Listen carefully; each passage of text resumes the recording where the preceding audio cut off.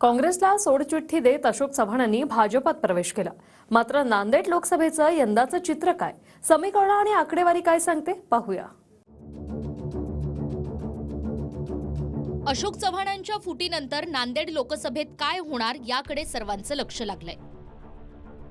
चव्हाणांच्या प्रवेशानंतर त्यांना भाजपनं राज्यसभा दिली आहे, त्यामुळे नांदेडातून भाजपचे उमेदवार प्रतापराव चिखलीकरच असण्याची चिन्ह आहे। यंदा नांदेडात भाजपसोबत चव्हाणांची ताकद ही जमेची बाजू आहे। मात्र दोन्ही बाजूंना उमेदवारी कुणाला मिळते यावरून तुल्यबळ लढत होण्याचे अंदाज बांधले जात आहेत।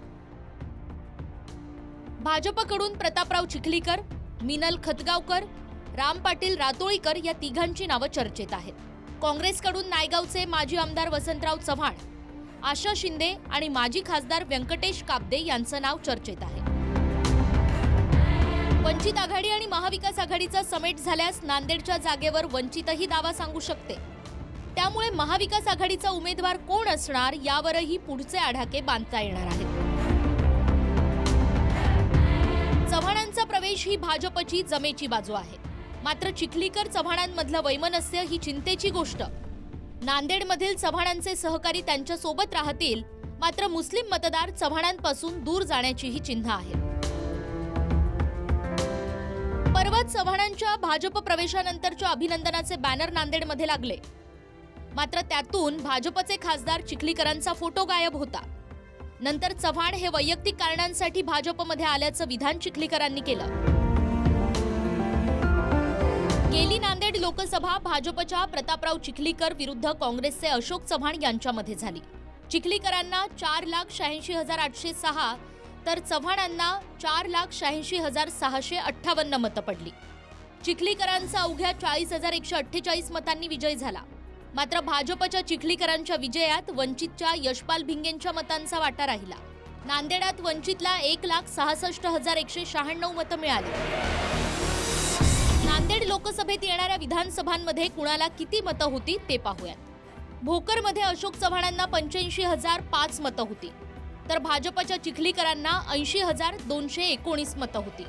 नांदेड उत्तरमध्ये चव्हाणांना 90,571 तर चिखलीकरांना 60,454 मतं। नांदेड दक्षिणमध्ये चव्हाणांना 77,387, चिखलीकरांना 72,523।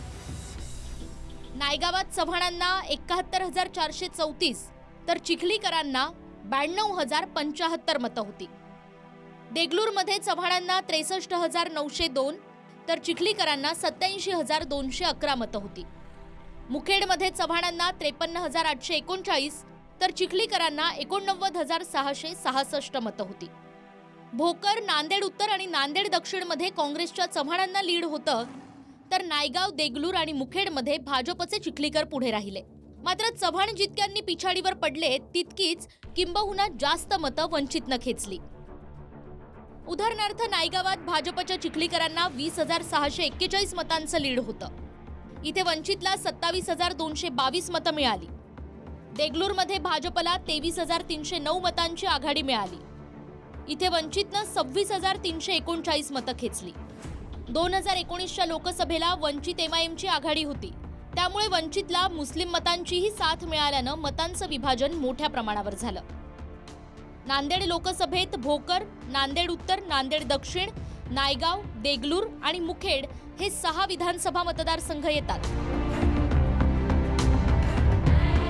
तुर्तास या घडीला भाजप नांदेडमधून कुणाला संधी देतं, उमेदवारीत चव्हाणांचा वर्चस्व राहतो का आणि भाजपला स्थानिक गटबाजी रोखण्यात यश येतं का यावर पुढची बरीचशी गणितं अवलंबून आहेत। यशपाल भोसले, TV9 मराठी, नांदेड।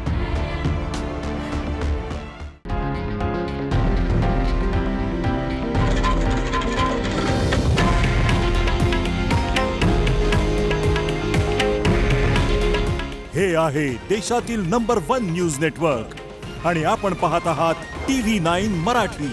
काळजी तुमची, हित महाराष्ट्राचं।